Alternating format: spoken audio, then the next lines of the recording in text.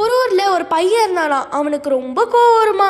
அவங்க அப்பா நம்ம பையன் இப்படியே போனால் எதிர்காலம் கெட்டு போயிடும்னு அவன் கையில் ஒரு ஆணியை கொடுத்து, உனக்கு எப்பப்பெல்லாம் கோவம் வருதோ அப்பப்பெல்லாம் செவுத்தில் அடிப்பான்னு கொடுத்தாரான். அவன் அடித்து டயர்டாகி ஒரு கட்டத்தில் கோவப்படுறதே விட்டுட்டானா. அதுக்கப்புறமா அவன் அடித்த ஆணி 50 ஆணி இருந்தது அந்த செவுத்து மேலே. அப்போ ஒரு நாள் அவங்க அப்பாட்ட போய் சொன்னானா, அப்பா இப்போல்லாம் எனக்கு கோவம் வரதே இல்லைப்பா அப்படின்னு சந்தோஷமாக சொன்னானா. அவங்க அப்பாவும் சரிப்பா இப்போ நீ எந்த இடத்துல ஆணியை அடிச்சியோ அந்த இடத்துக்கு என்னை கூட்டிகிட்டு போப்பா அப்படின்னாராம். அப்போ இந்த பையனா அவங்க அப்பாவை கூட்டிகிட்டு போனாராம்.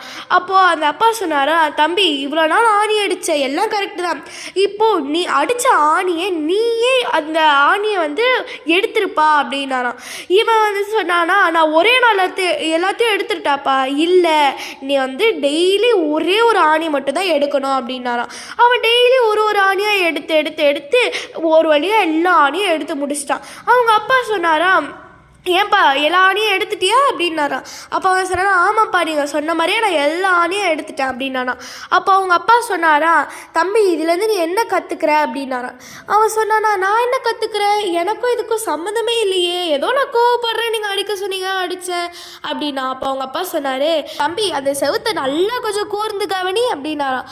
அப்போ இந்த பையன் நல்லா கூர்ந்து கவனிச்சுட்டு சொன்னானா, ஆமாப்பா ஏதோ நான் அடித்த ஆணியை பிடுங்கினதுனால அந்த செவுத்து ஓட்ட இருக்குப்பான்னாராம்.